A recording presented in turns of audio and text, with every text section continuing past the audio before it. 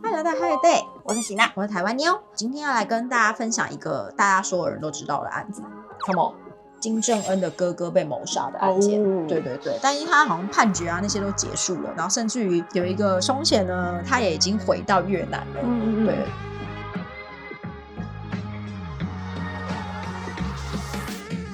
越南知名的河内呢，他们有那种一整条街全部都是喝酒的地方的，有一家店呢叫做 Hay， 店里面呢有5位店员会专门做一些表演啊，东西也好吃啊，是一家评价很不错的店。其中有一个人呢，当初被国际报道杀害了金正恩哥哥的段世香，之后就称之他为段世。段世这个人呢，他其实是有明星梦的人，他的梦想就是想要当一个演员，所以呢，他其实平常在努力的经营 SNS， 这也都是事后被挖出来的发一些漂亮的照片，甚至于他也有去上一些电视节目增加自己的曝光。在2016年的12月底的时候呢，Hey 的这家的老板呢突然跟这个女生讲说，现在韩国有一个 Y 先生，他是节目的制作人，他现在要做一系列的实境节目，在找演员，在征演员，你有兴趣的话我就介绍给你认识。对这个有明星梦的女生来说，天哪，是韩国来的制作人，而且是韩国有名的实境节目，是一个大好机会，他绝对不能错过。而且他本身是一个韩流迷，因为从他 SNS 上面的一些资料可以看到呢，他非常的喜欢太阳，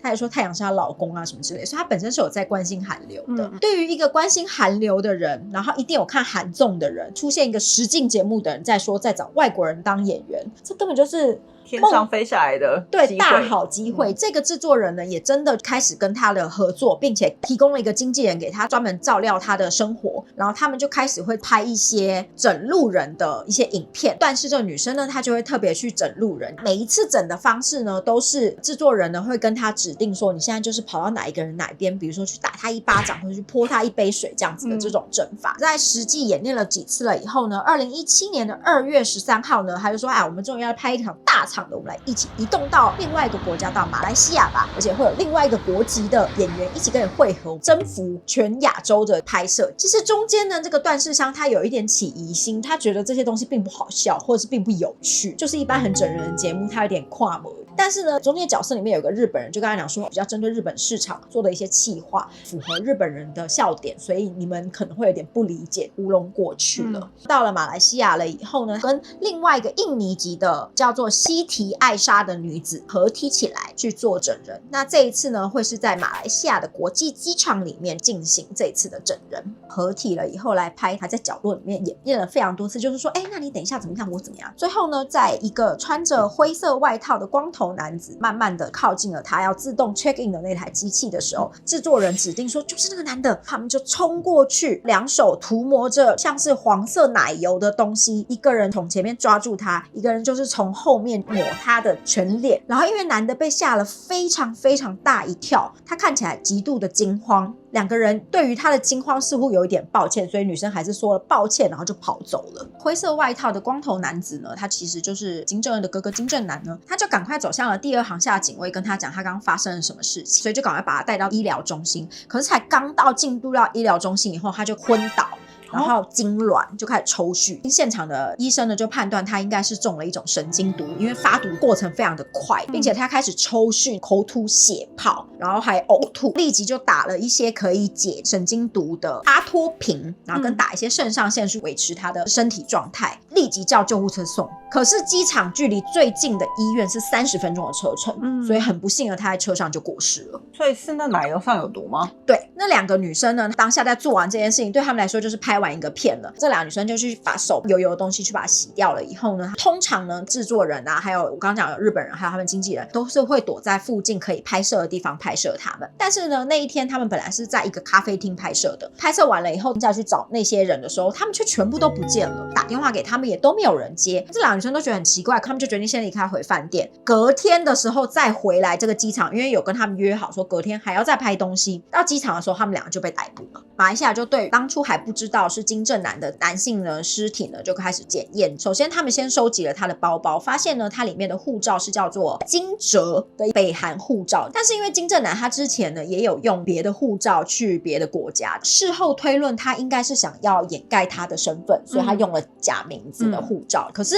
光护照是北韩这件事情其实就非常的不寻常，因为北韩的人民是没有办法在外面轻易的活动跟不轻易拿到的签证的嘛，所以这件事情就已经不寻常了。再来呢，他所中的毒是叫做 VX 毒剂的一种生化毒剂，它是属于一种神经的毒剂，皮肤就可以吸收，而且他的身体残留了大量的毒素，也就是当初对他下毒的时候是使用了高剂量，皮肤吸收了以后会立即造成你心肺衰竭死亡，在15到20分钟之内你就会感觉到呼吸困难，全身器官衰竭，然后死亡。这样子这个毒是普遍的吗？非常不普遍，国际管制的生化武器。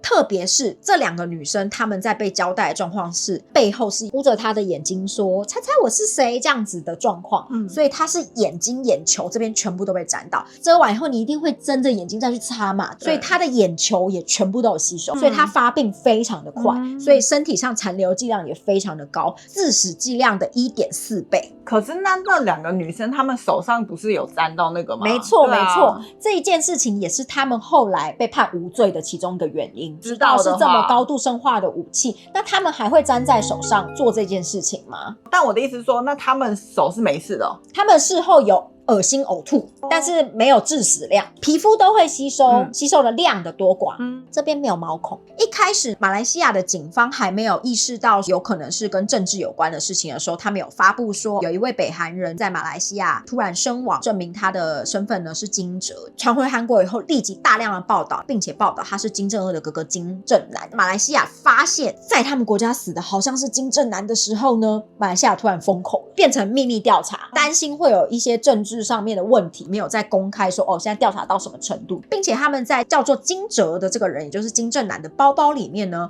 发现了阿托品，就是我刚刚讲的阿托皮解毒的药物。他们就在讲说金正男可能知道自己随时都有生命危险，所以他用了假名字的护照掩盖他自己的旅行痕迹，然后跟他随时携带的这个东西。即使是这样，他还是死掉了。没错。2017年的时候呢，韩国政府发布一个情报，就说其实在金正恩当权了以后，金正男被处理是早晚的事情，处理他的时候正好是金正恩上位5年。但当然北韩是完全全面否认这件事，他是金正男都否认哦。真的哦？北韩是说他就是金哲，然后他们一直要把尸体运回北韩。为什么金正恩上任要处理掉哥哥啊？就有点像是以前古代宫廷剧里面长子会先成为怕哥哥篡位，是不是？对，这个金正男呢，他其实一直本来都是接续者，但是因为他有一点受到西方国家的影响，他曾经有说过说，如果是他成为北韩的领导的话呢，他很有可能会解放北韩，变成一个民主国家嘛。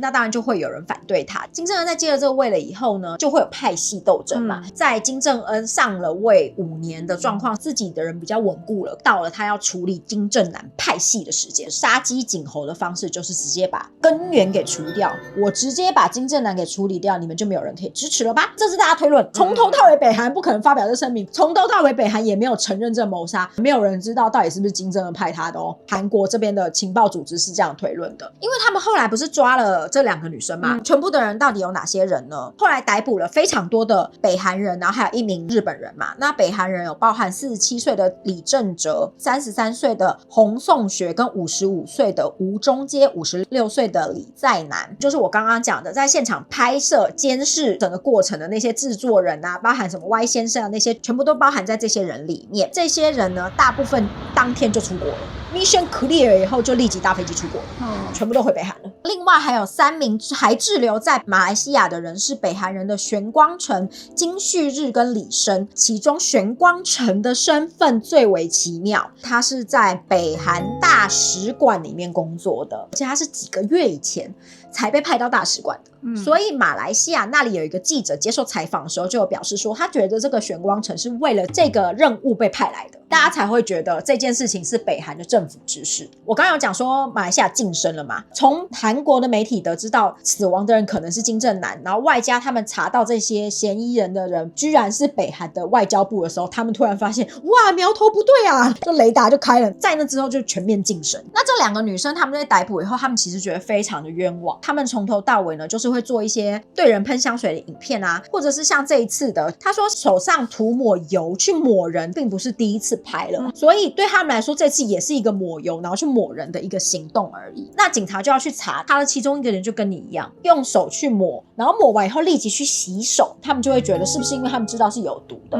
可是他们的辩方律师会说，不是啊，任何一个人手上会有油都会去洗手吧？对，而且他们之前做了很多次，结束完他们也是去洗手，知道这个是有毒的人应该会戴手套吧？他们连手套都没有做，不就是他们是无辜人的最佳证明吗？其中越南的段氏呢，移动了3次的饭店，也因此警察就怀疑说他不是无辜的，他是专业杀手，他一直在移动饭店，掩人耳目，想要打烟雾弹让人找不到他。段氏的家人有出来作证说，其实他自己有跟家人反映说 WiFi 讯号太差了，然后记者也有实地的走访，虽然说他 WiFi 讯号太差，可是他们实际走访好像查不到段氏使用 WiFi 的痕迹，这部分我就有点不能理解，因为如果我是观光客的话，我也有可能是买 eSIM 卡，手讯不好或什么之类的。所以当初这2个女生她们被找上的时候，她们不知道导演 PD 是北韩人，对，他们都以为是韩国人，只觉得是韩国人，因为讲韩文。对。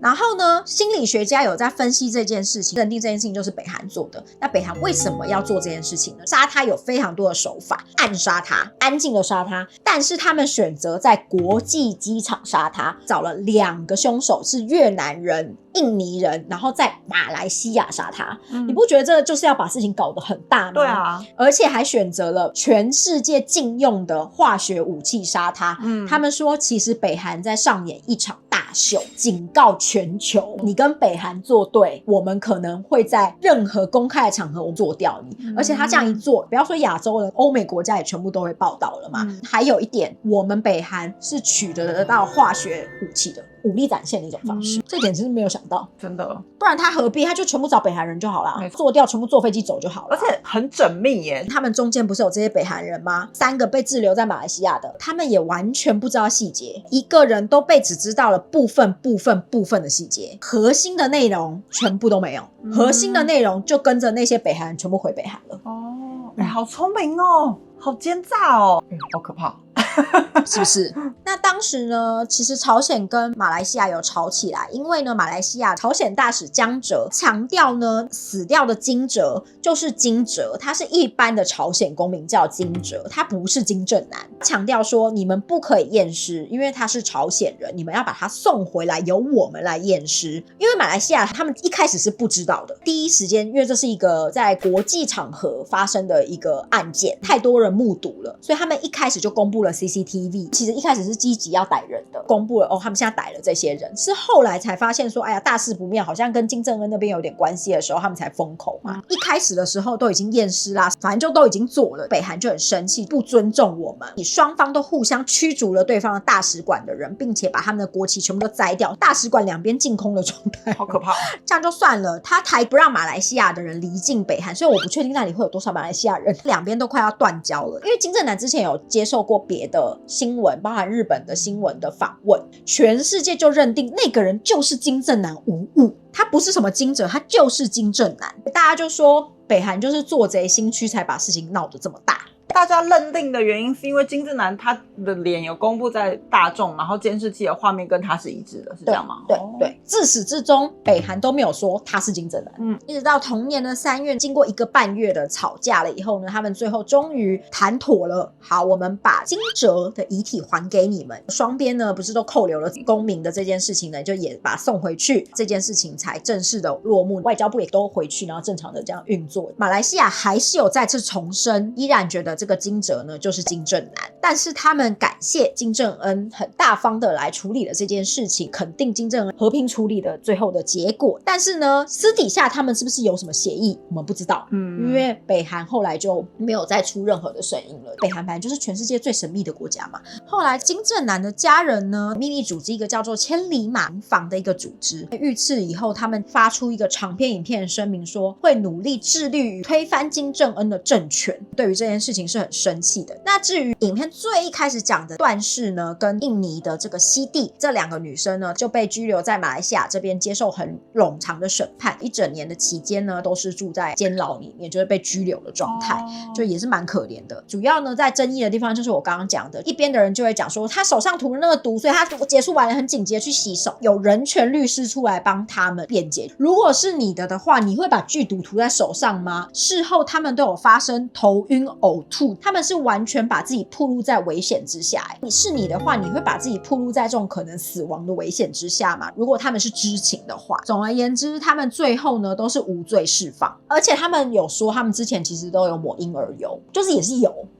的整人，他们就一直觉得是一样的东西。整个审判过程呢，到达了2年。段氏香跟西蒂2个不一样的地方是，段氏香是负责遮他脸的那个人，也就是对他涂抹毒液的那个人，所以段氏香呢被判了2年多的刑期这样子。但是因为他也被拘留2年多，很快就服刑结束，然后就回到了家乡河内。另外的这个印尼女生西蒂呢，她因为只是负责在前面抓住他固定他的人，并没有被判任何的罪行，就直接回去了。段氏香回去了以后，他是以巨星的方式回去，接受到很多人的拍摄啊什么的，然后到处上节目接受访问，他甚至于还上了日本节目，重新再做了一次他怎么对待金正男。后面的方向有点变态的，就是虽然他不是故意的，但事实上还是有一个人被杀掉了嘛。对啊，就变成他是一个不知情的杀人犯，然后到处在重新示范演练跟说明他发生了什么事情。对啊，怎么这么我觉得可能就是因为他很有明星梦吧，他很喜欢接受关注嘛。以上这次就是为大家所准备的案件咯。如果你喜欢我们的分享的话，记得订阅我们的频道 Higher Day， 开启小铃铛。我是台湾妞，我是喜娜，拜拜。以上呢就是为大家所好，以上呢就是为大好。